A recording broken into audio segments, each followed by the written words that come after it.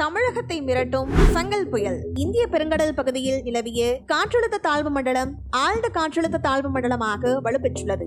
இலங்கை மற்றும் தமிழக கடற்கரை பகுதியில் நிலவும் ஆழ்ந்த காற்றழுத்த தாழ்வு மண்டலம் மணிக்கு 13 கிலோமீட்டர் வேகத்தில் நகர்ந்து வருகிறது.